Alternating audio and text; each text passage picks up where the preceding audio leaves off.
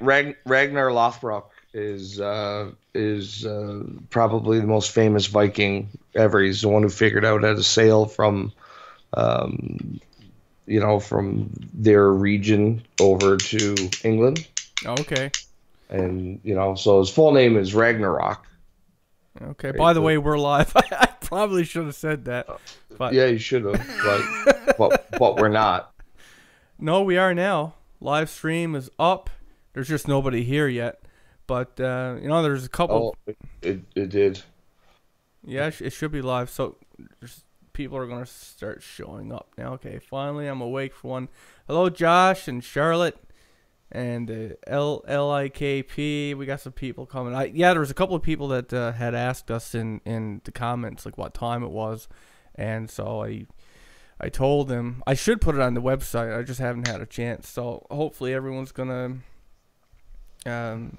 will know that it's Monday because we're doing it at the same time every time. Hello, Rob and Gregory. Hello, everybody. Thanks for joining us tonight, guys. We're just going to give it a couple of minutes here to see if we can get some more people in here before we start, the actual story part of it. But so now actually is a good time, Ryan, for you to tell me the rest of what you were saying about your dog. Ryan has a new dog, everybody. Let's clap for him.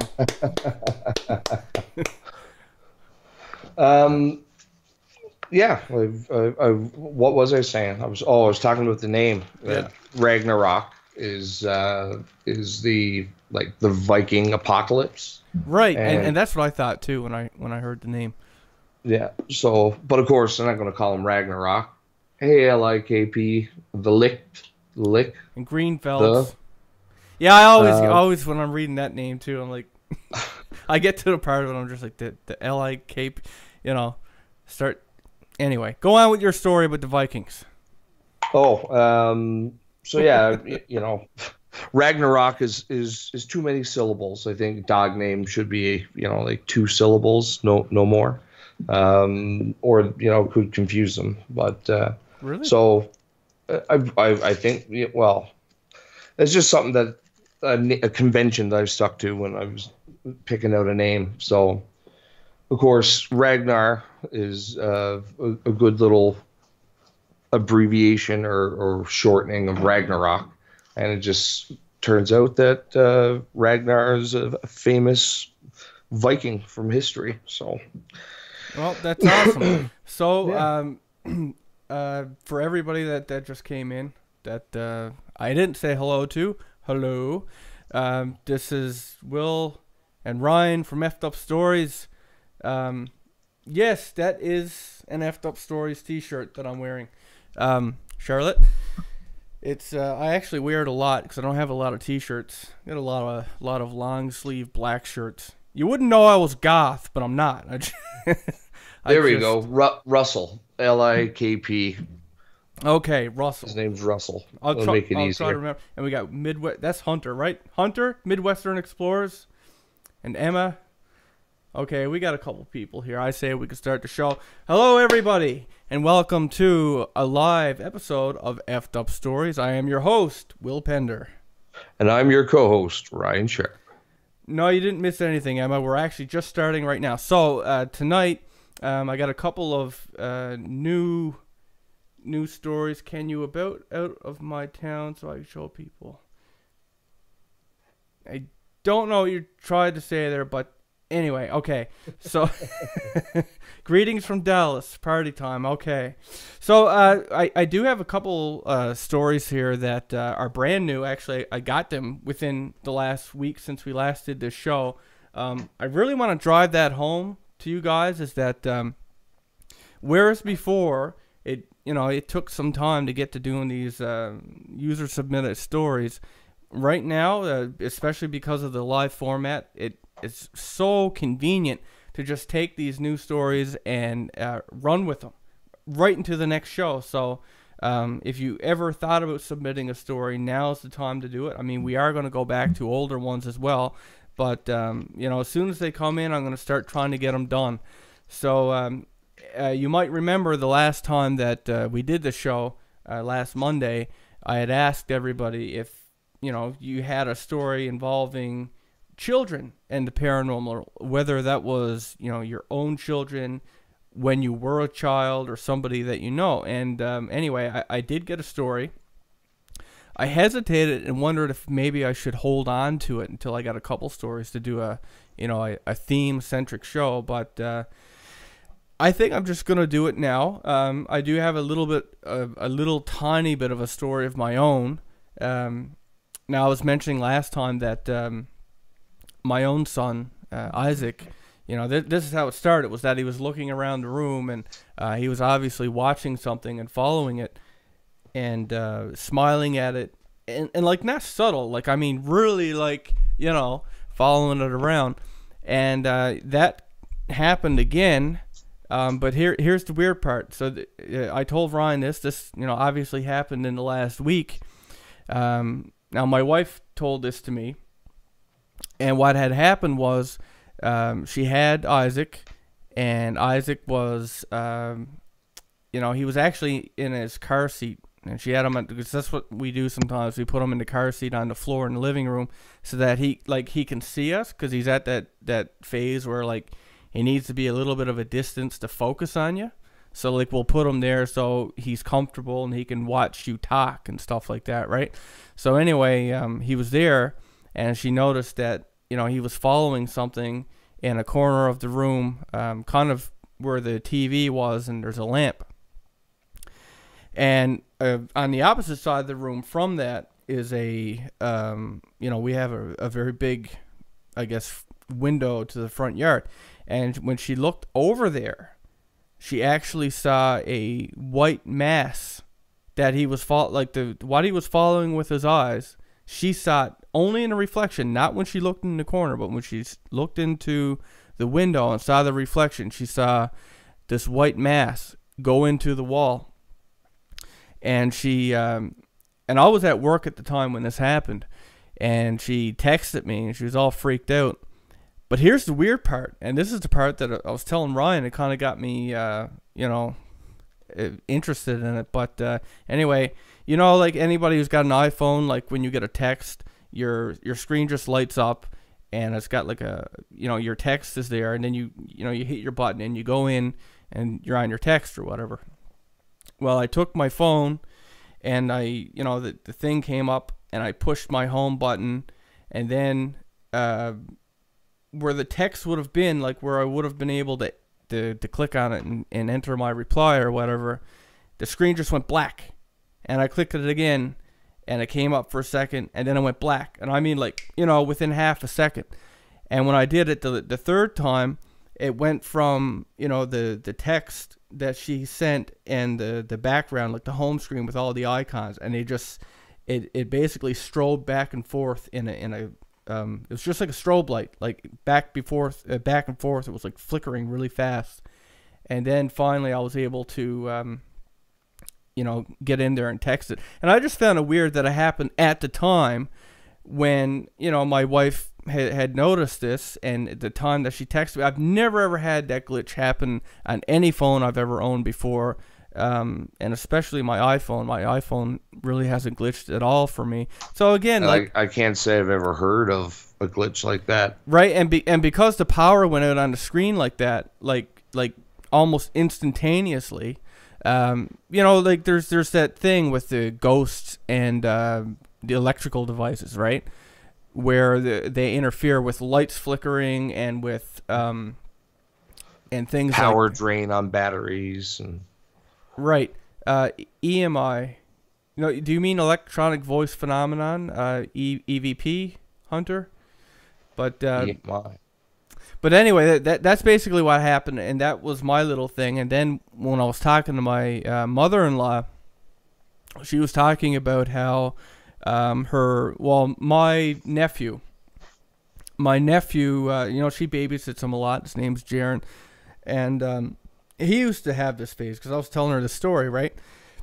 And she would have him, and the same thing. He'd be and he's a bit older, so he'd be like lying on the couch and watching something up in the corner. And there's one particular time he was really smiley, and you know, he was really happy, and then bang, something like he was instantly really upset and crying. So it's like whatever he was watching, done something, right? I mean, you don't just sit there and you're happy, and the next second you're like scared and crying. So yeah, that's I guess my little part of the story that I'm gonna use leading into the submitted story.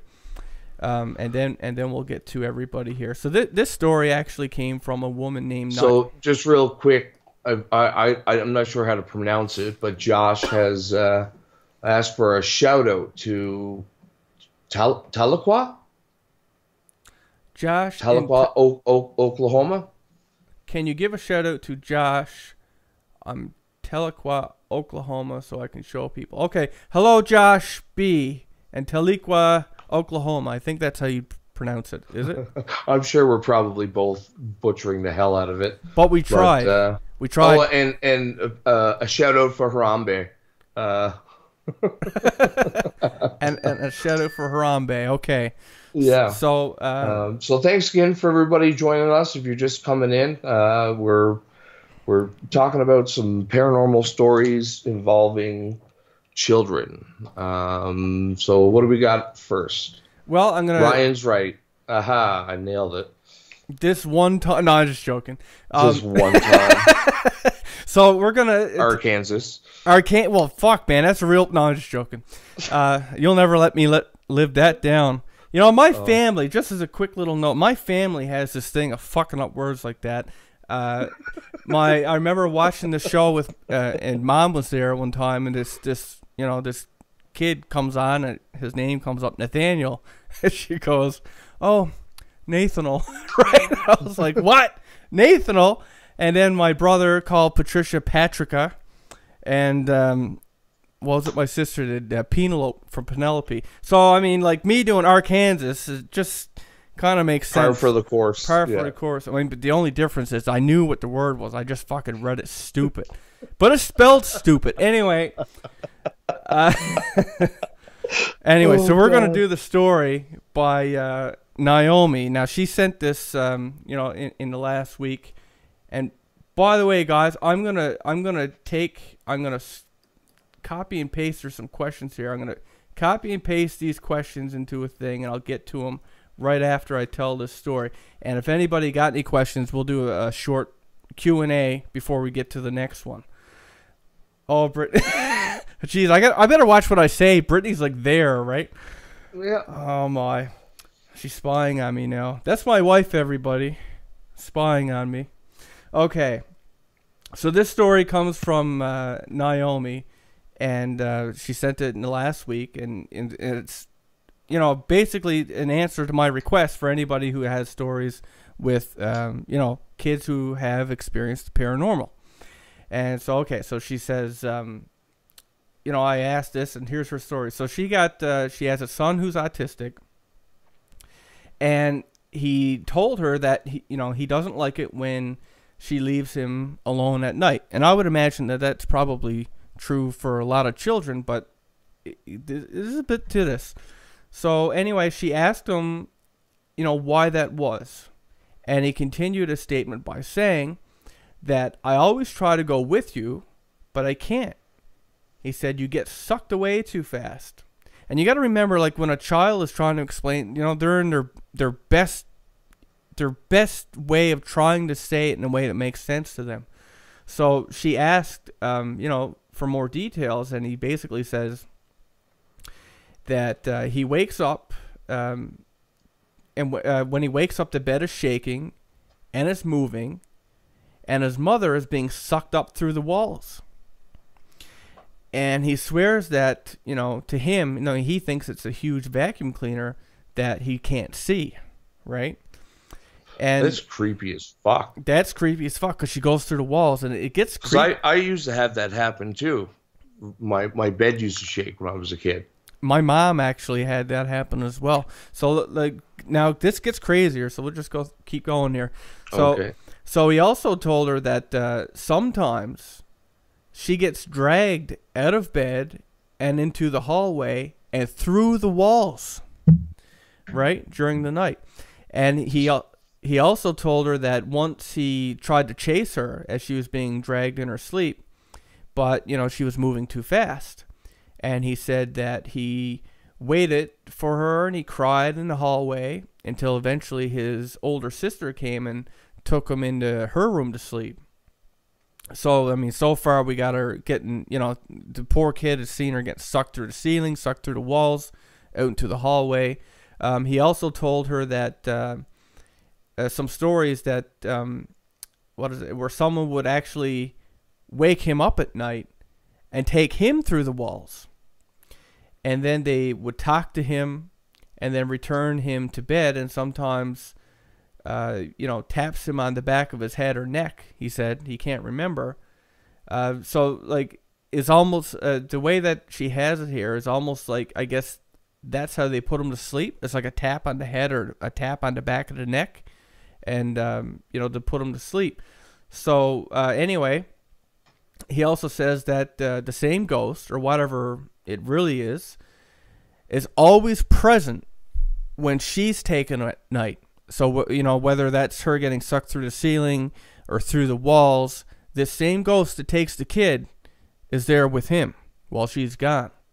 Now, she also said that she has a daughter who is a young adult who has been seeing auras since she was a child and claims to see shadows and other beings that walk around and watch the family constantly. And sometimes they seem to communicate with each other, while, what she said, they communicate with each other while watching.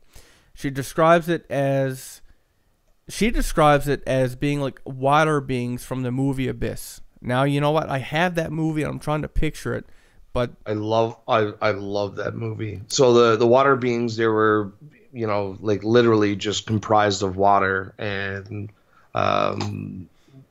was all amorphous and would, like made this big pseudopod kind of. I'm thinking of the movie Sphere, I think, but I feel like I saw that anyway. But yeah, so like, that's the closest, I guess, comparison that she can make to them. However, she said they are shaped like people and are somewhat transparent, I guess, like a ghost. And she said if I so choose, I have her permission to share her story, and she enjoys watching the show and to take care. God bless. So that is the story from Naomi. So maybe let's do a little bit of talking.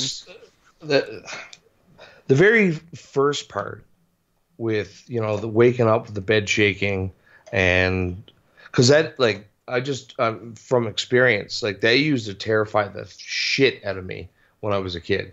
Like, I'd wake up and, like, the whole bed was, like, vibrating up and down, and, well, not up and down, but, like, back and forth. But sometimes I did feel like I was moving up and down, that I was shaking in all, all the cardinal directions there. And that really affected me for a long time. Like, it really freaked me the fuck out.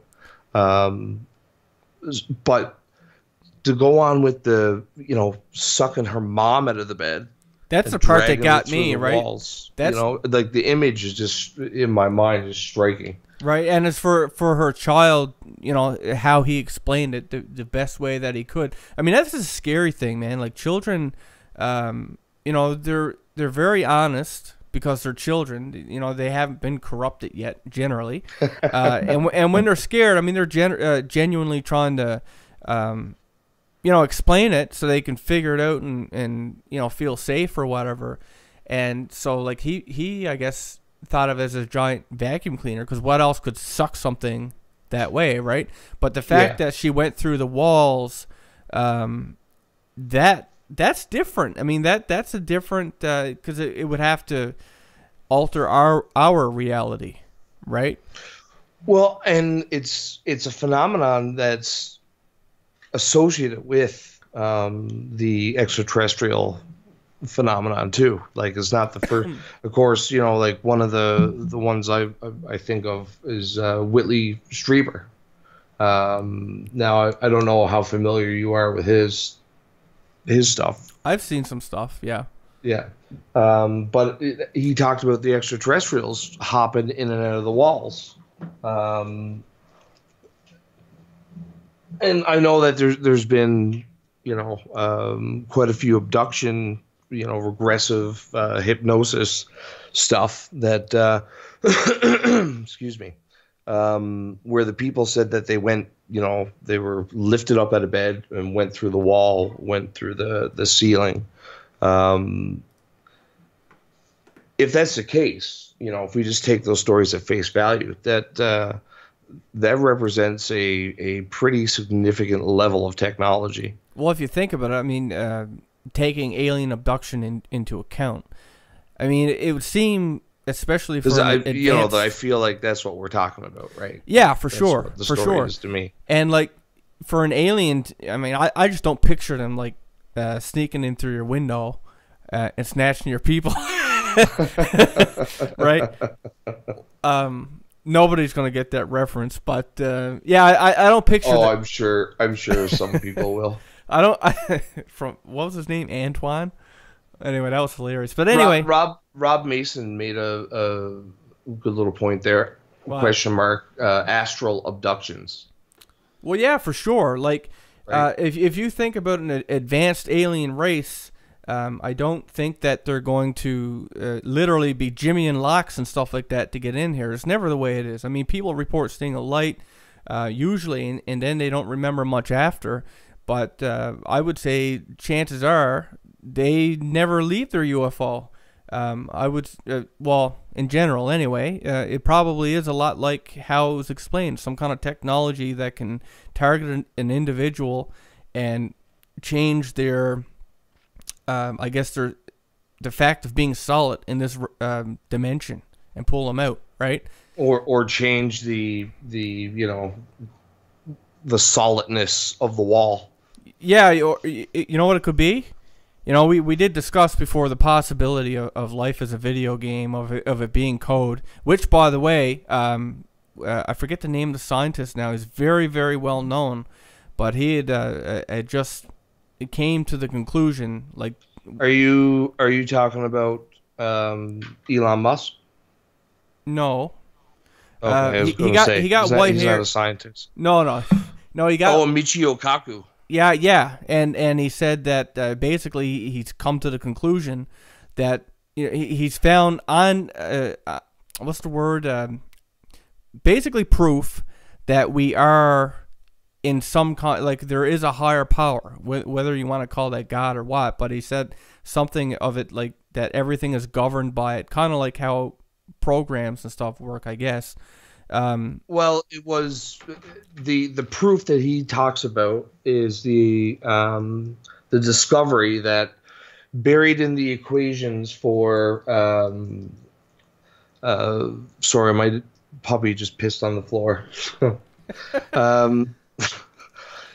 Based on the equations, or buried in the equations of string theory or M theory, whatever you want to call it, appear this string of code, of coherent, readable code that was one of the earliest bits of computer programming that we ever came up with. And that exact code, and I mean, don't ask me to explain to you how exactly they discovered this, other than this, that it was buried in the equations. But anyways, this code is the one that checks for errors when you transmit a message from A to B. So because ones and zeros can be flipped easily in a program, if there's stray electrons around, zap, a 1 becomes a 0, a 0 becomes a 1. So what this code does is it checks back and forth a couple of times to make sure that all the ones and zero, like the message that is received is the message that was actually sent. Checking for parity or whatever. Yeah, exactly. And apparently that's literally present in the equations that we think might help explain our universe, and it being based on this idea of these superstrings. which are basically just two-dimensional bands of energy that are the basis of our the very ground floor basis of our entire universe. That's what everything's made up of, is these little strings, according to this theory. And it appears that there's proof buried right in the equations that explain that theory, thusly equations that explain our universe. So in essence, I guess, to make this really dumb and dirty for a lot of people, if we are in fact in a program like that, if that's what this is, then you could think of aliens and their technology as literally, like, you remember the old game genies for Nintendo, where you could put it's you're popping open the console and typing / no God clipping mode. You're saying no clipping, no clip. right? And then you're just dragging the person through the thing because there's no clipping. Video gamers will get my reference. It could be that, right? Like they could be in debug mode compared to, but it could also be that they are completely simulated, just like ourselves. That the actual reality of the universe is like the theory goes like this: is that there's a super advanced race of creatures, whether it's us or something else, doesn't matter. They build quantum computers that are able to model the entire universe accurately. And they let the program run, and like time is sped up in the program because it's a quantum supercomputer built by super intelligent aliens. So it perfectly models the universe, and inside that modeled universe arises a species that is smart enough to build a quantum computer in order to simulate the universe, right? And so it could be that aliens are just simulated entities like us. For sure. We could all be sitting in a pod somewhere, just like the Matrix, just taking I mean, that's one interpretation. Well, it's not an interpretation. What are you doing? Theory. I'm sorry, the dog is like grabbing tissues out of the garbage can, and that's why I have to keep him in the room with me, because if not, he'll howl and be a maniac. Okay. Well, yeah, I'm sorry. I apologize, everybody. My wife isn't home, and I was like, man, it sounds like you're cooking dinner in there. Something, right? Like, yeah. I'm just hearing bottles being moved and what sounds like plates. I didn't even think for a second there. I was just like, oh no, he's eating tissue. I'm a dad now. That's the best thing, Ryan, when they eat tissue, because it can wipe on the way out. Just like one full swoop, right? I mean, anyway. He's a dog de Bordeaux, or a French Mastiff. He's a cute little guy. Ryan sent me some pictures, and if he had a webcam, he could show all of you. Yeah, but which I will get. So I'm just gonna hop back to a couple things that were said before we started this story. Okay, so we had, I'm just scrolling through it. Okay, so Murdoch asked, is anyone having nightmares regularly in my home? And I guess that's in reference to the thing that happened with my son Isaac. I almost never have nightmares, at least that I can remember. To me, I just find them interesting. Now, my wife was in this room. I don't know if she's still here, but I guess she could say if she had any nightmares. I don't think so, though. She usually tells me. It's almost always something like, I get up and she's all pissed off at me. And I'm like, what the hell, right? And she's like, yeah, I dreamt that you went off with this hussy or something like that. And, like, she's literally mad at me, like, giving me attitude and flicking stuff at me. It's like, man, I didn't even do it. But then, I kind of get it, because I was pissed off at my brother forever when I dreamt that our family was getting takeout for Christmas, and he told Mom I want a black bear or something like that. And like, who the fuck wants black bear? I mean, can you even eat that shit? And I got really pissed off because there's nothing open. I was mad at him in real life, so I guess I kind of get it. So anyway, Not that I know of. I mean, I have seen Isaac, sometimes when he's asleep, he'll start going, or kind of like he's having a bad dream. And I think, what could he be having a bad dream? Is he dreaming he's teething? Is he dreaming that he wants milk? Because, like, he doesn't know it yet, right? Really, right? He's not, he just doesn't know a lot about the world yet. So I don't... Being a living being. Yeah, so I don't know. I don't know what he could have a nightmare about, but... being uncomfortable, being lonely. Yeah, I guess. But, man, like, I gotta say, he's spoiled. He's always... Me or Brittany always got him. He's never really by himself. I mean, he's even got this fake cough now, right? If he wants your attention, he goes, right? And then you go over and he's all smiley, so... But, so yeah, that's my answer there. Addy1002, shout out to Adam, Ottawa, Ontario. So shout out to Adam in Ottawa, Ontario. Let's see, we have a... Oh, if we start doing all the shout outs, we're going to be here for 4 hours. Well, I just wanted to run back. So I got those done. Hang on now, I just did a bad thing. I did a bad thing, Ryan. I'm not surprised. You know what I did? So astral abductions. So I've heard of this. Is the idea that you don't actually physically leave your bed. They somehow forcibly astrally project you, or they abduct your astral form. And I don't know how much stock I put into that, but I guess we're talking about extra dimensional beings, who knows, even extraterrestrials, who knows. It could even be for fun. I mean, if you were at the power, you could like push a button and send someone like going 10,000 miles an hour through a tube somewhere just to see the look on his face, or I mean, who wouldn't do it? I mean, that idiot thought he was dead. What a jackass. He came back, he shared a story. I think it's scientific, almost certainly. For sure. Research related. Okay, so I'm just going to take a quick read here and then go through another story. Man, my mouse is fucked up. Does anyone else have a Mac when those fucking wireless fucking mouses? Oh my God, they're garbage. At least for me. All right. So what do we have here?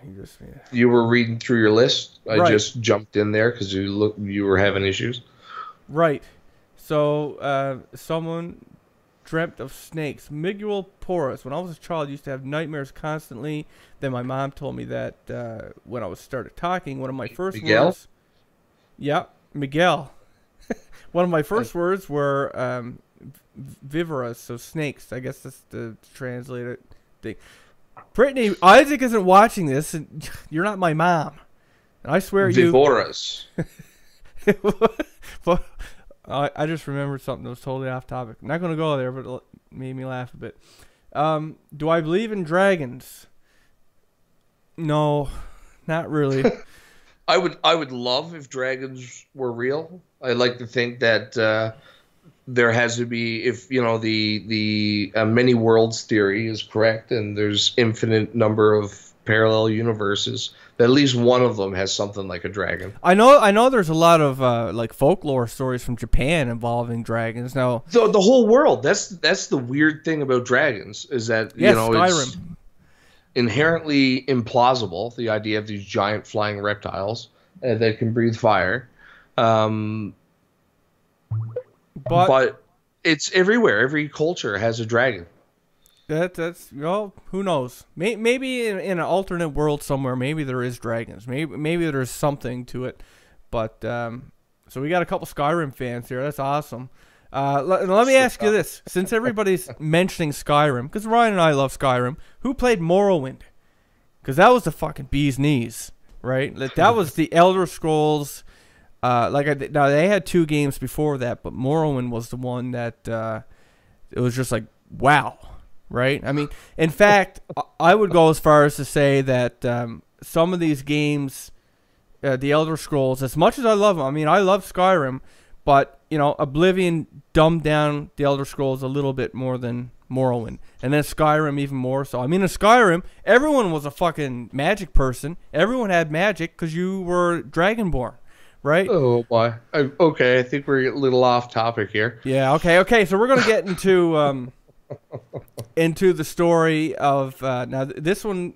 Now take this because I just think that this person comes from a different language, right? So because I'm just picturing how people are going to take this name. She said her name is Petty. Okay, so we're just gonna leave it at that. It doesn't mean what you probably assume it to mean in English, and it's her nickname anyway. But anyway, so she's seen things from when she was a little girl up to the present. We're going to come back on the Pizzagate, Christopher. I was reading on that the other night. So anyway, you know, Petty has had these, you know, she's been like a lot of us, you know, seen some stuff growing up. And like one time about 9 or 10 years, when she was 9 or 10 years old, and, you know, she grew up with all boys, and she was the only tomboy. You know, she was a tomboy growing up with all boys in the family. And so she had these things happen. So anyway, on this particular day, they were playing in this vacant lot, which was across the alley from their house, when all of a sudden, and this story is pretty crazy, by the way, all of a sudden, while they're playing over there, they come upon this giant hole, okay?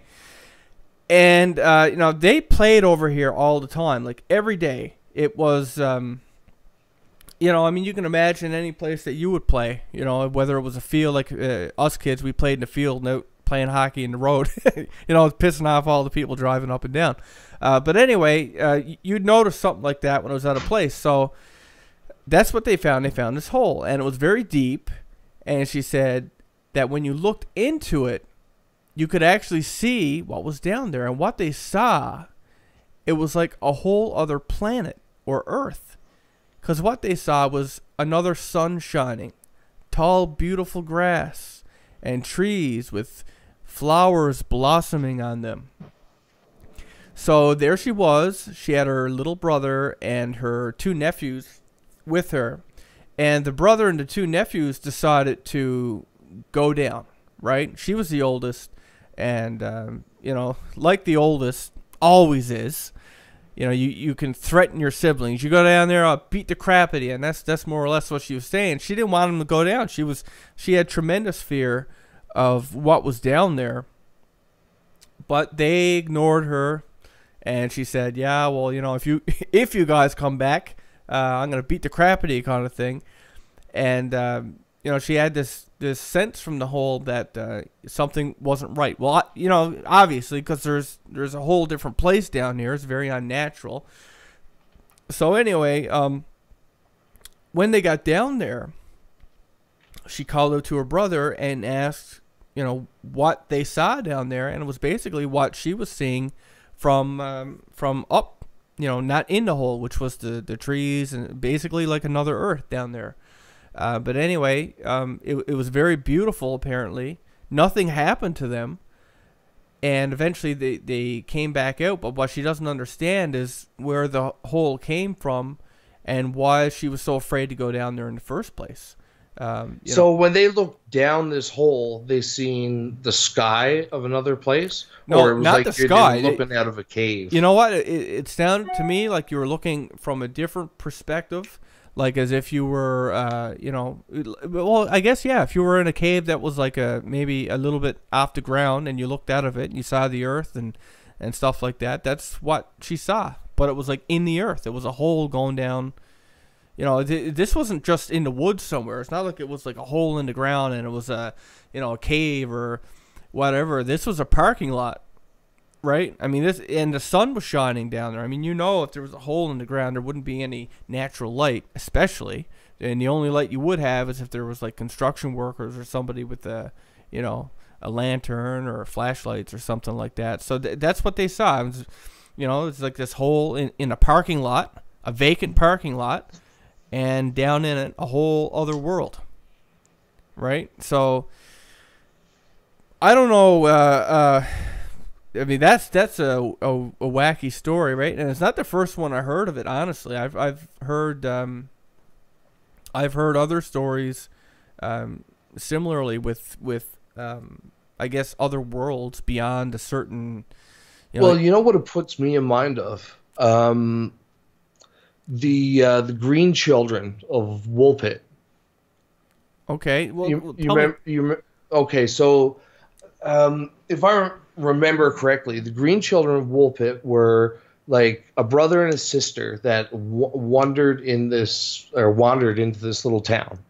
I think the town of Woolpit. It's in England somewhere.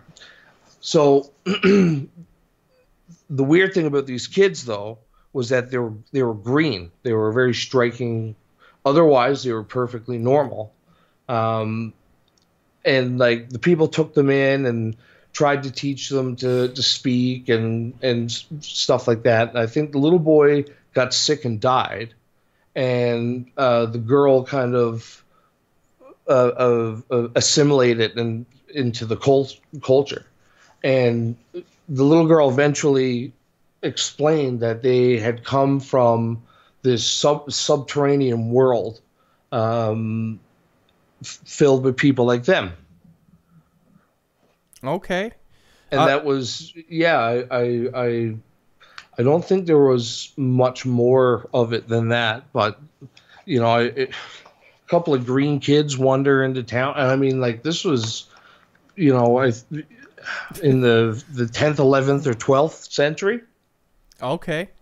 By the way, something just came up in the comments that I do really feel like I want to give a shout out, because I never did it. Like, honestly, I've just been so busy and I forgot about it. But Disciple asked if, you know, first he asked if we're going to have live guests again, and he said that you know, we should have the guy on who told the story of Leon's possession. So he's talking with Chad Hawkins, right? And Chad, you know what? He wrote a book a little while ago, and he actually based a couple characters off Ryan and I in it, and he sent me a copy of his book. I'm just going to go grab it so you guys can take a look at the cover. I just want to do a little piece on it. Ryan, you just talk for a minute. Oh, yeah. Yes, sir. right away. Okay. Get to it, Lackey. I'll be back in a minute. So for me, I guess the idea that these kids said that they came from a world in kind of the same way that the story is taking place. You know, we got kids being lured by a strange hole or portal. You know, it smacks of being very similar. I know we covered a story a little while back that was, I believe it was somebody driving in a vehicle. I don't know if we actually covered it or was something we just touched upon. And suddenly, you know, they're driving down the road, and suddenly the scenery starts to change, and the trees and the vegetation start to become more and more jungle-like. And then they started seeing, you know, these reptile-like people standing on the sides of the road. Yes, he is in his basement. It's actually a rec room. He's a basement dweller. It's a rec room that I've turned. Well, it was a man cave, and then I turned it into a family room. So, 65-inch 4K TV, killer computer, games, iMac, speakers, guitars. Well, you can't see all that stuff over there, but yeah, it's a pretty kick-ass room. Did you find what you were looking for? I did. So I just wanted to mention this because I meant to do it sooner, and like, honestly, you know, my son came, and you know, everything just got pushed back. But this book, I'm just gonna put this up here so you can see it. I'll just wait for the stream to catch up here, or maybe I can use that real time. So this is Chad's book, Chad Hawkins. He's a guy that we had on the show. He did the Leon's Possessed story, and also I think it was Forever Chased by the Men in Black. I think was another right. So it's called Sacred Sanctum, Defender of the Dragons. It's by Chad Hawkins, And I didn't get to finish it, and it's only because, like I said, like everything kind of just came up. But what I read of it was really cool. Anyone who likes fantasy, like if you like Elder Scrolls and you like the idea of dragons and stuff like that, that's literally what the setting and the stuff that this book is about. I mean, he even thanks me right in the beginning here, which I thought was really, really cool.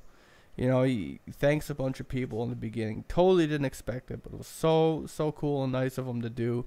So if you guys like fantasy and that kind of setting and those kind of books, go give him a look. I mean, we had him on the show. Everybody liked his bit on the show. I mean, he wrote it really well. Is very well written. What I read. So it's called Sacred Sanctum, Defender of the Dragons.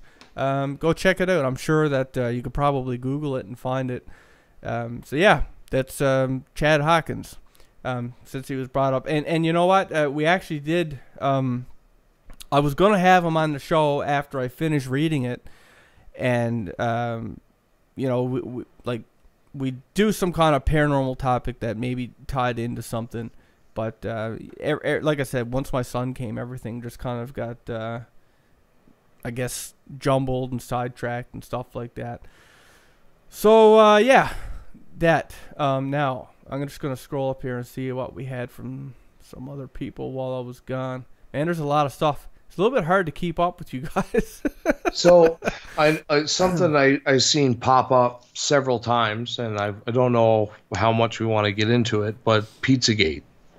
Right. Okay. So, like, I'll admit right now that I never did a whole lot of looking into it. I've only read a little bit, but like it was mentioned, it does come around. It's Storyteller. It's called Sacred Sanctum, Defender of the Dragons. So anyway, Pizzagate, again, like it was a pedophile ring, but I believe that, correct me if I'm wrong in the chat here, guys, because like I'm sure that you guys are more up on this than I am, but I believe that there was some of the stuff that was discovered in emails that were found that Hillary had deleted or something like that. And yeah, I think the majority of them were Podesta. Right, and like he got basically protected and stuff like that from this whole thing. But yeah, I mean, there's a whole, and there's talks of both Bill and Hillary being part of it. Yeah.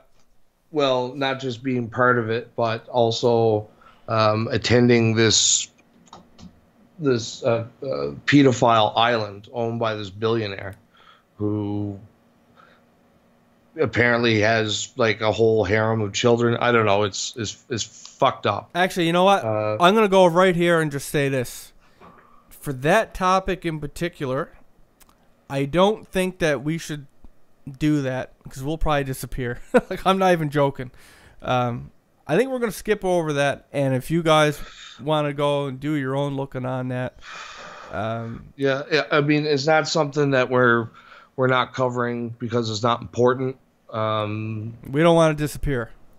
Well, that, and I mean, the allegations. See, a lot of this conspiracy stuff involves, wild,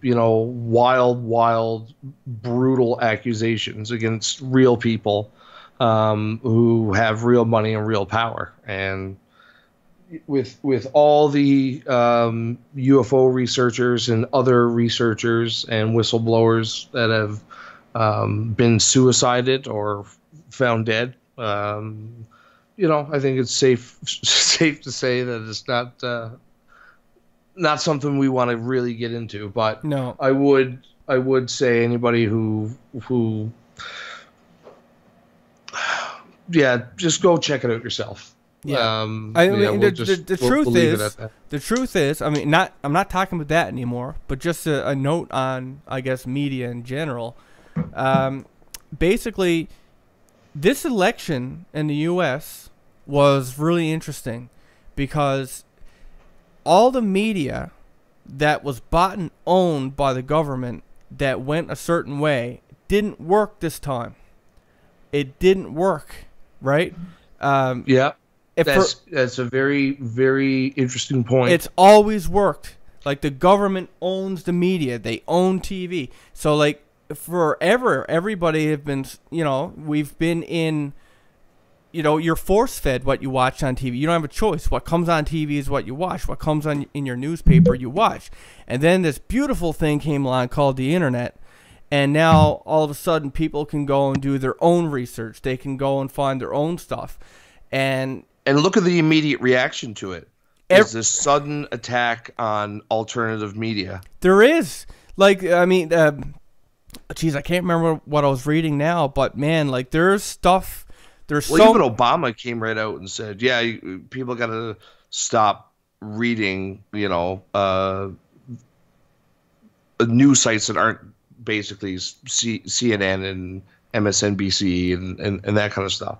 If it's not mainstream media, it's garbage, it's bunk, right? And right. It's making everybody stupid. And everybody saw through it this time, and I think that's like the most important, the most enlightening part of it, of the whole election that I saw, is that, you know, a whole ton of people saw through it and made their own decisions and did their own research. So, you know, yeah, there's a lot to be said for fake news and stuff like that, especially these days. I mean, there's websites that are literally, they're literally put together by bots. You know, bots that go and they scan the internet, and they're smart enough to put together, you know, a coherent article that isn't necessarily true. They load it up with ads. They make their money. And you know what? While I'm here talking about websites, fuck every website that has a list of, like, you know, 10 things or whatever, where you got to click next to go to the next page. Not only is it really fucking irritating to the user, but do you know why they do that? Because they got ads on every single page. So instead of looking at one page and getting, like, you know, 10 ad views, now you got 10 pages and 100 ad views, and that's what the salespeople sell to the people buying ad space. They're saying, oh, but look at our numbers. Yeah, it's fucking times 10 for every article, because you bastards put every little piece of information on a different page. Like clickbait garbage. It's garbage.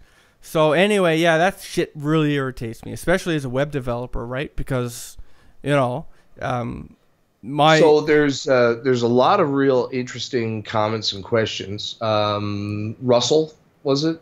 Are you going somewhere? Somewhere? I lost it. Sorry, I lost where the. Anyway, there's. Okay, so here's another one. Greenfelds, what's your opinion on exorcism and the church ways of not helping the vast majority of people oppressed by demons? I think it's disgusting. Actually, it almost seems like, in part, it's because they don't want, you know, to be involved with an image of a certain thing that comes up. It's almost like they don't want, like, the public view of themselves involved with that stuff, because a lot of people, I guess, think it's hokum, you know. You got a couple of real good one-liners today. The bee's knees and hokum. Yeah, man. Fucking Sheldon Cooper. If only I was that smart. Yeah. So I guess there's a couple of lines of thought on that, and if you just want to go with the most pragmatic of them, the church basically tries to divorce itself, get itself so far away from the demonic possession issue, because it's like you said, it's bad for the image, but it can also result in embarrassing lawsuits, especially if you know, in a world where people don't believe in demonic possession, if a child dies because they were involved at all, like, even if it wasn't their fault. Yeah, right? The priest was just there, you know, and he was blessing her, or, you know. But the idea, people have such an ugly image in their mind of what an exorcism entails, and rightfully so. It's not a pretty thing. Well, the interesting thing about exorcisms is a lot of people, especially, like, if you only seen, like, you know, the mainstream movies like The Exorcist or whatever. Exorcisms don't generally happen as a one you know, oh, I'm going to go get exercise now, and then you're done. You're gone home. They usually happen multiple times over a series of months, and it doesn't always work, right? I mean, sometimes it's enough to calm it down for a little while, but it's repeat it ad nauseum until they finally get it, if they get it. And a lot of people actually die during an exorcism. That's a thing that I don't think a lot of people realize, because like when you show it in a movie, they always get saved, right? Yeah. But that don't always happen. I mean, sometimes, I mean, they either get fevers that are like raging and all kinds of different shit. They're violent, like they rip at themselves. They can like break their own necks. Like, it's just crazy, the stuff that actually happens during these things. If you actually go on YouTube, man, there's actually some what looks to be legitimate exorcism videos, footage. Yeah. And it's scary, man. It's so truly... the I guess the other point, you know, it could be that, or you know, they just want to, for legal reasons, stay away for legal reasons. But there's another line of thought on it, that the Catholic Church in particular has been, you know, thoroughly infiltrated by Satanists, and that they've corrupted the church from the inside out and used their influence to allow these kinds of things to happen unchecked. You know, I mean, when you break it right down, especially today, I mean, that's always been true of the church. I mean, we've even had stories of people who have gone to the church for help and, you know, were turned away for whatever reason. And I don't think that it should ever happen, by the way. You know, because that's the whole point of a church. It's like, you know, it should be the one place that you can turn to, really. But I think in today's day and age, because everybody is so... I mean, fuck, I've read of lawsuits where, like, somebody broke into somebody's house and broke their foot and sued the guy's house that they broke into and won. Right? I mean, what kind of a fucking world is that? How is a judge allowed to sit on a bench and make, you know, judgments like that? Or, like, you know, somebody gets caught with an ounce of weed, gets, like, you know, 5 to 10 years in jail. And then this other fucking guy rapes and kills 2 or 3 women. Like, it's 6 months. 6 months. Yeah. Like, it's... The fucking hacker... Oh, that's what pisses me off. The hacker that hacked those guys' email or Facebook or whatever the fuck he hacked, they got the photos that proved that they had done this thing. He got way more time than the actual rapists. See, that's... I'm not 100% sure, but I think it was 15 years. Well, I'll tell you this, Ryan. Like, whenever I read the news, especially... Because let's face it, legal shit don't generally make the news unless it's ridiculous, right? Yeah. And every time I read it, it actually makes me mad. Like, when I read that stuff, like, there was this kid in university. He was a rich kid. His father owned, like, you know, really rich. And there was some woman or some, you know, the university student who was passed out behind a dumpster or something like that. And he raped her. He got nothing for that. And it was like... Yeah, well, you know, his father said something in court like, I don't think he should, you know, be punished for his whole life for something that took 20 minutes. It's like, really? Like, that's just this woman's life. Her life is, like, upside down. Like, that's going to be something... That was disgusting, hey? It's absolutely disgusting. And, like, it just goes to show you the amount of privilege that guy feels. And that is the reason why reading that stuff in the news makes me sick. If you're a judge and you make a call like that, you should go to jail. The judge should go to jail because that's criminal. But anyway, like, we're totally off topic of paranormal stuff. Yeah. Now, this is more of a grind my gears kind of a segment. But yeah, I mean, that kind of stuff happens all the time. The world's very unfair. That's why I try to lose myself in video games. Like, at least in there, when it's not fair, I can be part of the problem and not, you know. So Zachariah Furlong said that the Catholic Church has just expanded exorcists and let the demonology organization join due to so many new possessions. I'm not sure what that means, but if that means anything to anybody, apparently they've... Well, I guess what he's saying is that there's more people being possessed today. Now they're opening doors to get more people in there for it, right? I wonder. I mean, one little case that I'm just going to touch on it now. It could be a later episode, something that Ryan and I talked about before. That was really interesting. But do you guys remember when there was this guy, and he was found, like, he had a homeless guy. He was the main guy was completely naked, and he was like eating the face of this homeless guy. And the cops showed up, and they were like, drop him, get down, put your hands behind your head or whatever. And he didn't. So they shot him, and he didn't even flinch. He looked back. And then he looked back to what he was doing and continued eating the face of this guy. And they had to kill him, right? Yeah, they thought it was bath salts, but they actually did tests on him. They didn't find that at all. What they did find, the only thing that they found in him was that I think he had smoked marijuana, but it wasn't fresh. Like the day before. Yeah, or something like that. And it's not like marijuana doesn't do that to somebody, right? But here's the thing that was really, really crazy. Like, everybody heard about that story. But when I went on the internet, I found a thread somewhere that had linked like a dozen different cases like that. Where a dozen different cases where somebody was like that, eating somebody, and had like unnatural strength and everything like that. And so we were going to do a podcast at some point, like real life zombies, if we could find enough material, but then we just didn't. We didn't end up doing it, but that's out there if you can still find it. In fact, that's something that happens to a lot of stuff that Ryan and I want to do a topic on. It's like, oh yeah, I actually, in preparation for that, I gave it some thought, and I came up with a a theory of my own as to what this is. So I think it was in the 70s, there was a scientist discovered this really bizarre, different kind of infection known as a prion disease.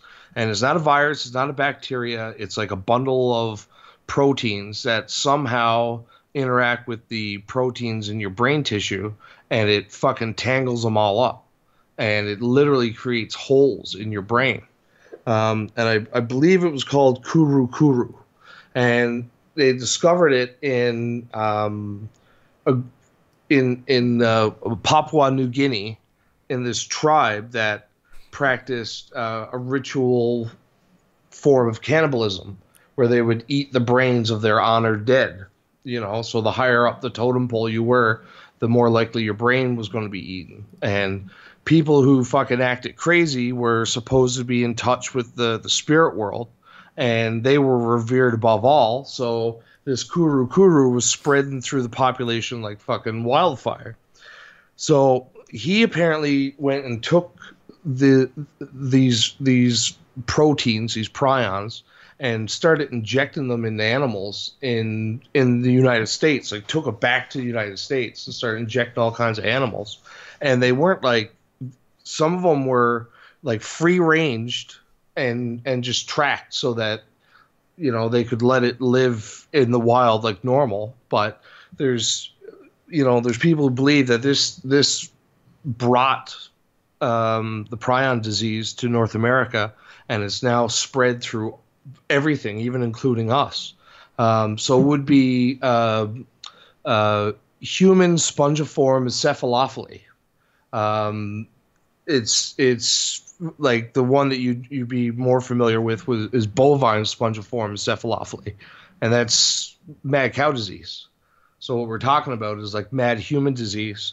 And the scary thing about the prions is the prion disease is that you can't discover it until you do a necropsy, right? Until you cut their brain open and look, and it's like, holy shit, this thing's riddled with holes.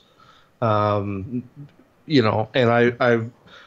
I believe personally that it's something like that. It's like this prion disease. In fact, they think that a lot of cases of dementia are misdiagnosed mad human disease. Well, you know, it's interesting about that. I mean, every time you think about something that we look at as like a Hollywood staple, like, you know, zombies or whatever, when you put it like that, like if you figure it out, like let's say it was prion disease or whatever, and there's a real thing like that, suddenly it doesn't seem so fictional, like, or you know what I mean? But like, what if all these different things like ghosts and aliens and parallel worlds? I mean, I actually do think that in a scientific way, at some point, we're going to figure all that shit out. And then once we get beyond this planet, we're just going to discover more. Or maybe even from this planet. Once you discover another dimension, perhaps beyond that, there will be another one and another one. But, you know, I think that there's this, as you always say, Ryan, as above, so below. You know, this, Yeah. Right? Now, there was the old Hermetic principle. The old Hermetic principle. Now, there was a question a little ways back that Vicky Farr asked, Will, do you think being possessed and having a personality disorder could be connected in some way? You know, it personality disorders and stuff like that is something that, you know, not that I have a personality disorder, but I do have depression and anxiety. And I could see how far-reaching that can be. So I totally think there's two different scenarios, right? I do think that depending on your psychological profile, who you are, and your upbringing, your surroundings, and stuff like that, could make you vulnerable, maybe, for something like that, but not necessarily everybody who has these like, I don't think every possession case is necessarily someone possessed by demons. I totally think that there are people that could have personality disorders or mental issues that could almost mimic the same kind of thing, like would make somebody manic. That can totally happen. But I do think that there are legitimate cases too, because there's certain symptoms that are different, like being able to speak in several voices at once, or speaking in tongues, or knowing things that you shouldn't know. Glossolalia, yeah. Like, where you get your terminology, it's like you took a dictionary, just like crammed it in your brain somewhere, right? That's a great word. First time I ever read that, it just stuck with me. Speaking in tongues. Yeah, and yet I can't remember my own name sometimes. So, but well, we all have our strengths. We do. So, like, I think that you have two scenarios, right? There are people who are definitely mentally ill, and that's all there is. Like, that's their whole thing.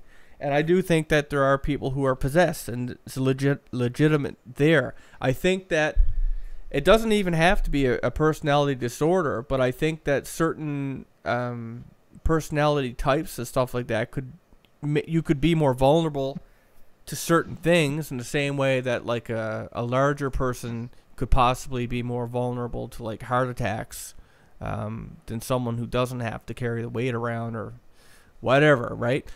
But yeah, I guess that's where I go with that. See what else we got here in the comments here. He probably could, Hunter. He probably could recite it. But if he does, I'm leaving, because it's going to be really boring. Yeah, no doubt. Let's see. Schizos are open to think to let demons take over. So did you have another story loaded up? I don't have one loaded, but I mean, I can grab one. She got another question here. What do I think about automatic writing? Do you think that people get willfully possessed? You know what? There are people who are willfully possessed, but they don't even realize it, because just the act of doing that, saying, okay, I'm going to get here, here's my pen, and spirit enter my body. That is what that is. That's willfully possessing you. But also, I mean, that could similarly happen to using something as simple as a Ouija board, because just by the act of using that and putting your fingers on the planchette, you're saying, okay, spirit, you have my permission to move to my possess hand. my hands. Possess my hand. And like, that it's not just going to be your hands, right? So like, there's a lot of different ways that it happens. And some people even give permission in dreams. They don't even realize it. You know, like they could. Yeah, we covered a story like that not too long ago. Yeah, so like, it's really a it's one of those things, man. Like, I think people need to be. You know, it's interesting, right? Like, you know, the vampire thing. You can't come into somebody's house without permission. Permission is something that's permeated all through this stuff, isn't it? Like, It really is. So it comes back to, like, if you look at the Bible, or like what they say are the words of God and stuff like that. Like, you have to, God gives you free will, right? You have your free will to do stuff like this, but at the same time, it's almost like that doesn't work that way for other entities. It's like you have to give permission. They can't just go and screw with you. They don't have the free will to screw with you, and that's where we get back to this whole idea that I come to, where, the world, Earth, is God's petri dish, right? And that's why, like, when people are possessed or they're haunted or whatever, a lot of people claim that if they pray or they call to God, or if a priest comes to your house and he does an exorcism and he's using the word of God and stuff like that, and that's how they drive it out. Well, that they know the demon's name, but that's all a part of it. It's like there's this unspoken rule, or there's this agreement between God and the devil that this is God's petri dish, and you're not allowed to come over it unless they give permission, right? It's almost like that's a loophole in there somewhere. Like, there's fine print, unless they give permission. And so, in the sneakiest of ways, they try to get that permission. So, that's it's a little a tidbit of information that I thought of sometimes that I wonder about, right? It makes me, like, honestly, like, I'm not saying I wouldn't jump on a Ouija board, as stupid as I know that is, just because I'm so fascinated with the paranormal. But Ryan I know would, but I'm more cautious about that stuff now. I'm a lot more. You're a family man. I'm a family man, but even since doing the show, we've had certain things happen, and we're not directly involved with this stuff. I mean, some of the stuff is just. I'll give you guys an example, so you guys can just get an idea, I guess, right? So, you like this stuff, right? So somebody emails you and says, okay, I'm going to do some kind of ritual for you guys, or for you, and it'll bring you good luck or something like that. So maybe you'll humor them, right? If you got like a podcast like Ryan and I, and you'll say, okay, go ahead, we appreciate it. And then something really crazy happens to you. What would you think? Because that's the kind of thing that has actually happened to Ryan and I. We've had little stuff like that where big things happened, and totally, I don't take things as light. Even stuff like through an email or something like that, you think, how could that ever be, right? But I don't take anything light anymore, because the strangest things have happened since we've started. Well, I think the scariest was with your mom. Oh yeah, for sure. Now, I've told this story a lot, but when we did our show with Jason Haxton, and of course anybody who that was with the Dybbuk box, and there was this I guess notion that Jason had told me about, that anybody who had talked to anybody who had used or like was at all close to the Dybbuk box, not even in person, but like even if they were talking to somebody who owned a box, or had any like disrespecting it or something like that, anything like that, you could have these problems that would happen to you. And some of that would be like a stroke or heart problems or whatever. And my mom's a joker like me, right? And anyway,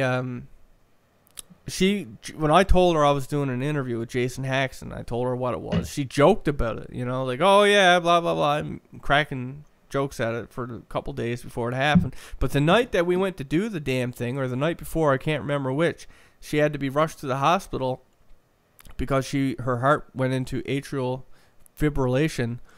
And anyway, she's had that since then. I mean, that's, in a timeline since we started doing the show, that's a major part of her life now. She's been back and forth to specialists in like a different province since, pretty much yearly since that started. And that happened, like I said, the night of or the day before our interview with Jason Haxton. She don't laugh at it anymore, by the way. But she don't believe in any of that shit. You know, like, again, it doesn't really matter if you believe in it. Sometimes just being involved at all, that's all it takes. Having free will isn't the same thing as being, free of the obligations that come with some of the decisions we make, right? Is not free of punishment. You're free to make the choice, but who knows what'll happen. Yeah, actually, Hunter mentioned something there about binging on drugs and alcohol. I just want to make a note on that too. I don't know how true it is, but it is said that if you get really into that stuff, I mean, we all have some kind of a vice, right? And Ryan's like, well, only a little, right? It's like Ryan's like surrounded by drug paraphernalia, and anyway, I don't know what you're talking about. Anyway, if you do this stuff, it is said, especially like the heavier user that you are, the heavier of a user that you are, it can make you more vulnerable, we'll say, to like drugs and stuff like that. And I thought about this before because I talked to some people who had had apparently been possessed or had demonic oppression and stuff like that, and oftentimes they were well, at least on a couple occasions they were people who had been heavy users of either drugs or alcohol. And I tried to think of what the connection really would be, right? Because I mean, it's just a substance. It's just something you put in your body. And I don't think it's like chemical, like, it makes you inebriated or something like that. And now you're more vulnerable. I don't think it's like that at all. It's not like trying to get a girl to sleep with you, right? Not that I would ever do that. But anyway, what I think it is, I think, like, if you do like a lot of anyone who's a heavy user, except for weed, because let's face it, weed's not really, it shouldn't even be a drug. I mean, they are legalizing it because, there's benefits to weed, but there are a lot of drugs that are not like that, right? And heavy users of certain drugs are very depressed or very angry. It kind of takes over their life. And I think that's what it has to do with. I think the more depressed you are, so it doesn't even have to be drugs, right? That's just, it can go hand in hand. But I think that if you get very depressed or whatever, you're more vulnerable. I really think that that's the key, because it's negative energy, right? It's all about negative energy. Negative energy. And more off, well, I think in almost every case, real bad addiction does ultimately lead to very bad depression. Right. So, like, it's all about that energy that we keep calling back. You know what I feel like? I feel like the guy in Happy Gilmore. He's all about the energy. Black to bad. It's a circle. It's good energy. I just watched that the other day. So I think there's a question here from Ahmed Malik. You think theories, and I think this is for you, Will, you think theories like the quantum zero effect on some degree help make an argument for the existence of a higher governorship? Wait, what?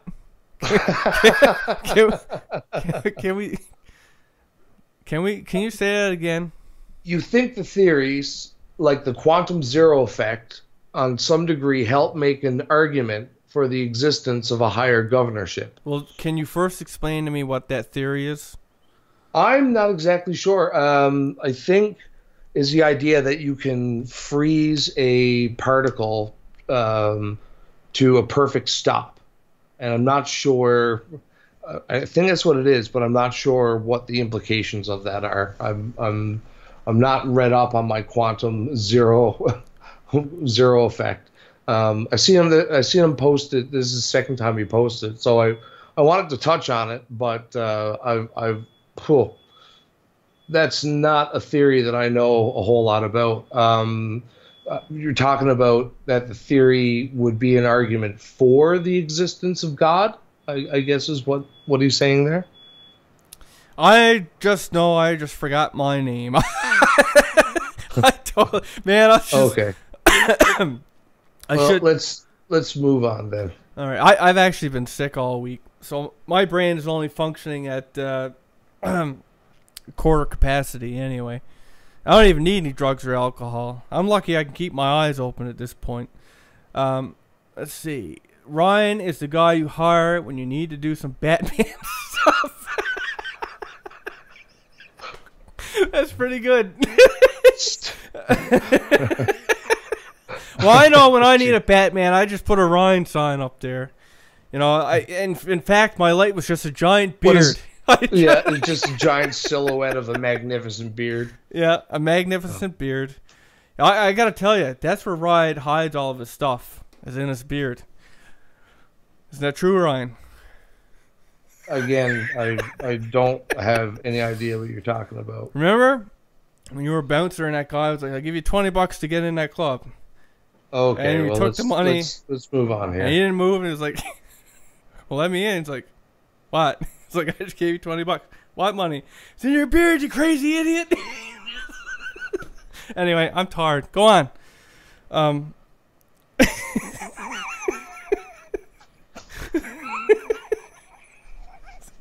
Oh God! All right, how about we do we do one more the beard? Oh fuck! What is the beard? Ryan, are you reading the comments? No, I wasn't. What's the beard of holding? I have no idea. All right. Oh yeah, like D&D, bag of holding. All right. Extra dimensional space. All right. Okay, so are we going to touch on another story here, or? Well, let me take a quick look. I don't know if I got one right out. We've been going for about an hour and a half. What do you think, guys? Do you want us to do one more story and then wrap it up for the night? Gotta see if I got one here. Well, I know I got them, but like I never. Okay, I got a small one. I don't know what is in it, so we're just gonna do it on the fly and see. Hopefully, it doesn't need a lot of editing like before. All right. Hang on now. I'm just making paragraphs so I don't get lost. All right, guys. So this one came in from Carmelo. Came in April 27th. So, you know, that's quite a while ago. All right. He says, "I really don't know how to tell the story, but I'll try my best." So, when he was 10 years old, one summer night, his parents were sleeping and he was awoken by what seemed to be a humming sound. He came down from his bunk bed. He was sharing the bunk bed with his brother. And he proceeded to walk into a long hallway which led to his living room. And he turned his attention to the window in his living room. And all of a sudden there was this bright light that was illuminating from the window. And this happened as he walked up to the window to approach the light. He was in complete utter awe as he fixed his eyes on this silver object that he saw outside. And he said it shined and it gleamed with so much shine that he became startled and very fearful. He said the object was 30 to 40 feet away from the window, and he could actually see inside the craft. And inside of it, he observed 4 creatures or entities. He said they were whitish gray in appearance. And the inside of the craft looked a lot like a surgery room. He said it had departments, as you could see the back area and the front area. He said the back of the craft had what looked to be like a surgery bed, and it was placed on a certain angle, kind of like in a sitting position. You know, he said the color appeared as light purple. So I guess if you could picture a dentist chair, you know, a sitting position. And he said he could see that there was a lot of movement as the creatures moved at different patterns around the ship. He said the back of the ship had an ejection door like the one you would see in the movies where you would, you know, you'd open it sideways. And he said he stood there in almost like a trance-like state, just in complete shock and fear. He said he fixed his eyes on the creature that was controlling the ship, and he was wearing a purple cape. And as he looks back now, he realized that the purple signifies majesty or high rank of some sort. He said his eyes were big and were oval-shaped. He said he could see how it controlled the ship, as every detail in the ship was clear and detailed. He said it used its hands to move the object around in any direction it pleased to go, and it would go. And at this point, he said he was shaking. And he remembers his dad having a camera in his closet, so he remembers his dad showing how to use it and stuff like that. So he ran to the closet, frantically grabbed the camera, and he ran to the window and pointed it outside towards the object. And as soon as he did so, he said the creatures in the ship pointed at him. He said he pointed their long fingers in his direction, and a huge light turned on from the top of the ship, and he said the light blasted in his direction. And he said all he saw was a white flash. And the next thing he remembers is the morning sun shining in, waking up in his bunk bed, and his mother and father tapping on him to wake him up and ask him why he was, sleeping in the living room last night. And he had no answer, just fear, because he was afraid that his parents would think he was crazy. And he said to this day, he hides the story from the public, and he was haunted by these beings for most of his childhood.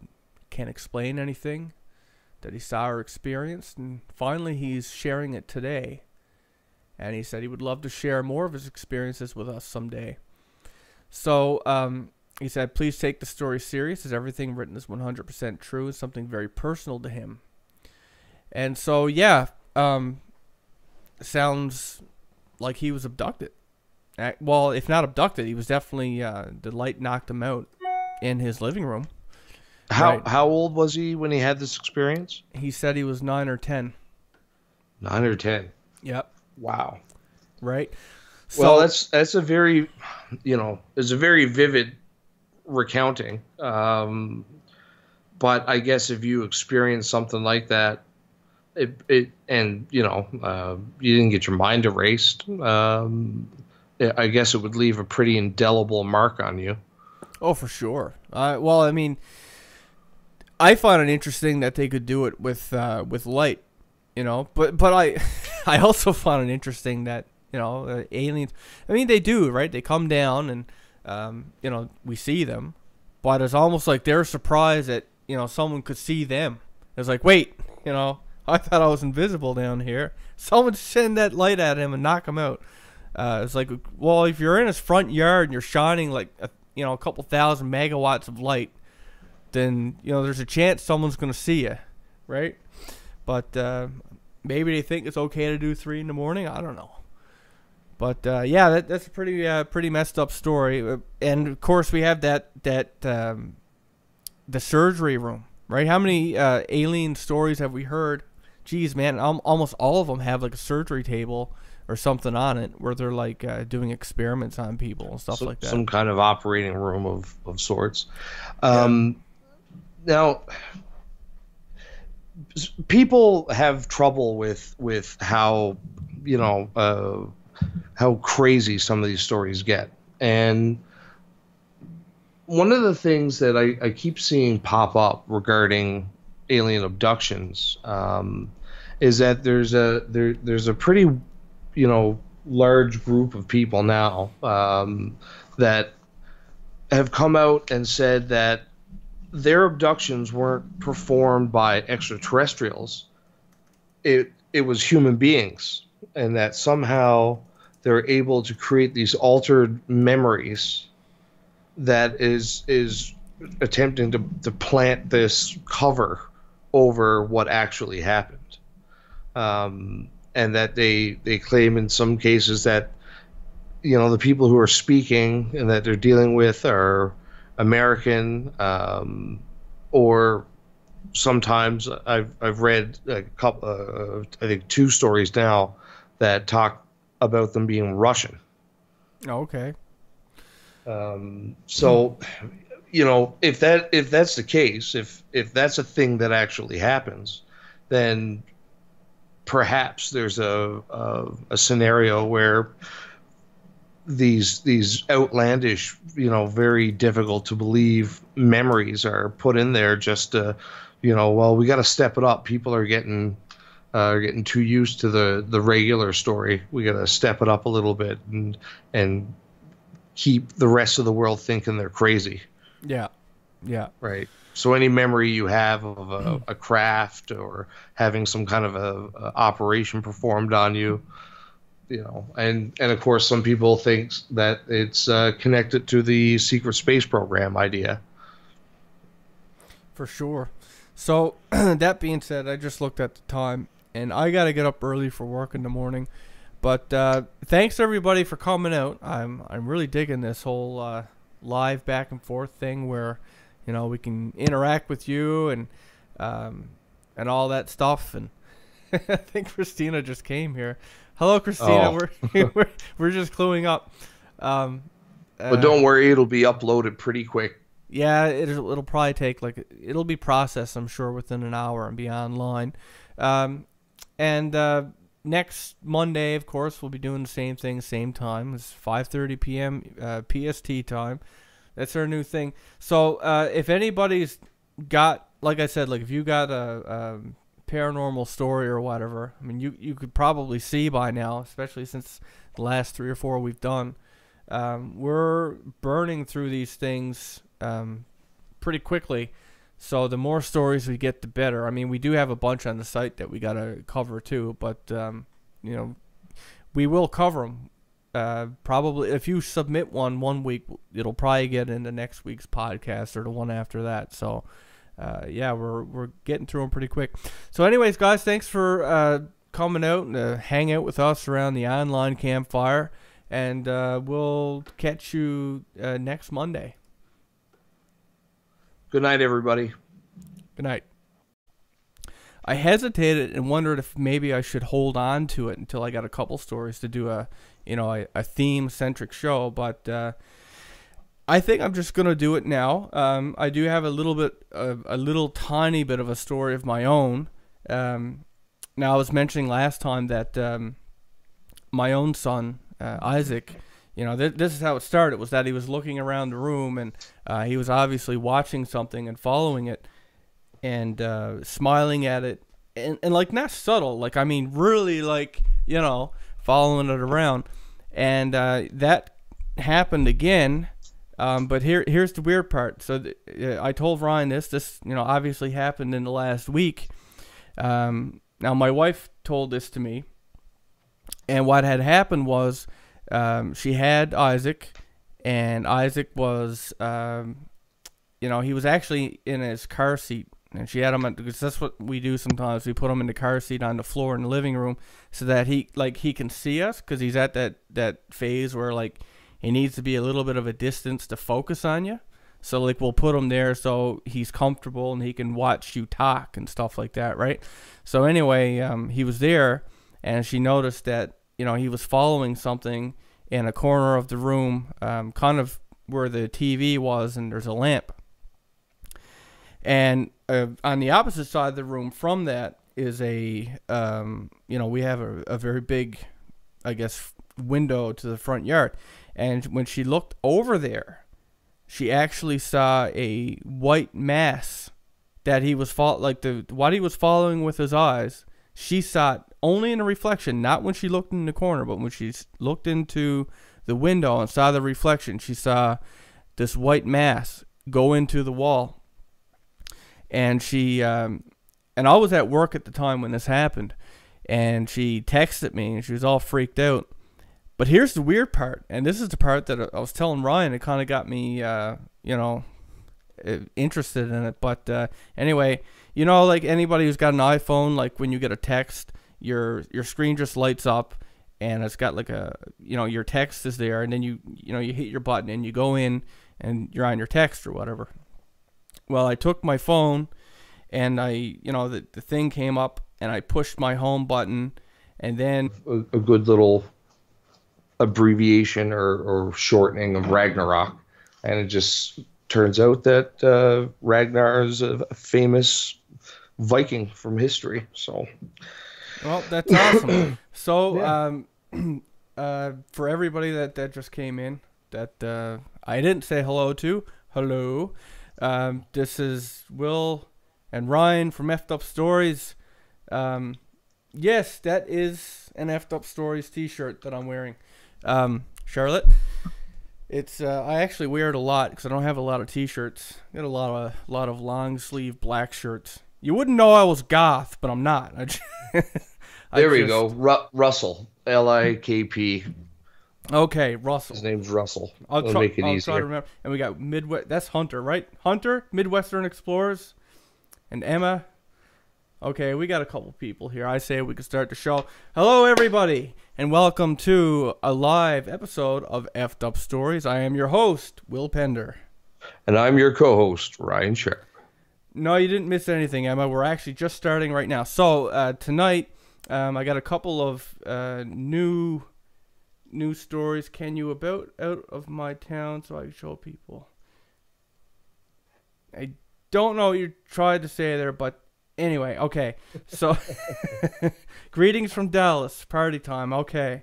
So, I do have a couple stories here that are brand new. Actually, I got them within the last week since we last did this show. I really want to drive that home to you guys. Is that whereas before it took some time to get to doing these user submitted stories. Right now, especially because of the live format, it's so convenient to just take these new stories and run with them right into the next show. So if you ever thought about submitting a story, now's the time to do it. I mean, we are going to go back to older ones as well, but as soon as they come in, I'm going to start trying to get them done. So you might remember the last time that we did the show last Monday, I had asked everybody if you had a story involving children and the paranormal, whether that was your own children when you were a child or somebody that you know. And anyway, I did get a story where the text would have been like where I would have been able to click on it and enter my reply or whatever. The screen just went black, and I clicked it again, and it came up for a second, and then it went black. And I mean, within half a second. And when I did it the third time, it went from the text that she sent and the background, like the home screen with all the icons, and it basically strobed back and forth in a it was just like a strobe light, like back and forth. It was like flickering really fast, and then finally I was able to get in there and text it. And I just found it weird that it happened at the time when my wife had noticed this, and at the time that she texted me. I've never ever had that glitch happen on any phone I've ever owned before, and especially my iPhone. My iPhone really hasn't glitched at all for me. So again, I can't say I've ever heard of a glitch like that. Right, and because the power went out on the screen like that, like almost instantaneously, there's that thing with the ghosts and the electrical devices, right? Where they interfere with lights flickering and with and things power like drain on batteries and right. EMI. Do you mean electronic voice phenomenon? EVP, Hunter? But EMI.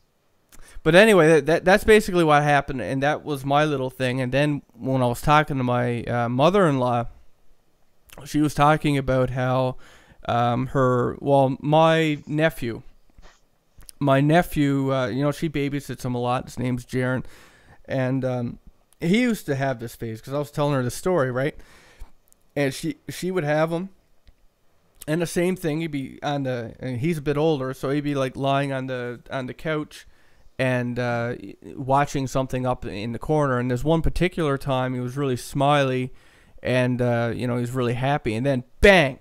Something he was instantly really upset and crying. So it's like whatever he was watching done something, right? I mean, you don't just sit there and you're happy and the next second you're like scared and crying. So yeah, that's I guess my little part of the story that I'm gonna use leading into the submitted story. Ragnar Lothbrok is probably the most famous Viking ever. He's the one who figured out how to sail from um, from their region over to England. Okay. And so his full name is Ragnarok. Okay. Right, by the way, we're live. I probably should have said that. But yeah, you should have. But we're not. No, we are now. Live stream is up. There's just nobody here yet. But there's a couple. Oh, it did. Yeah, it should be live. So people are gonna start showing up now. Okay, finally I'm awake for one. Hello, Josh and Charlotte.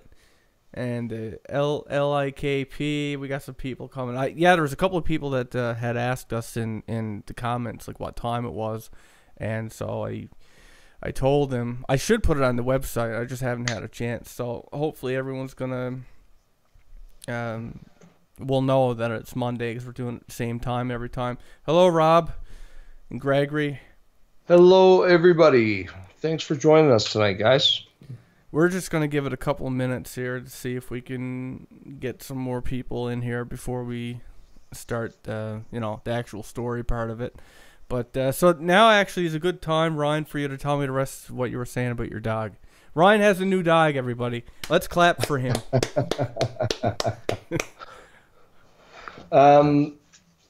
Yeah. What was I saying? I was talking about the name. Yeah. Ragnarok is the the Viking apocalypse, right? And that's what I thought too when I heard the name.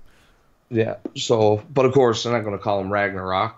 Hey, LIKP, the lick, and Greenfelds.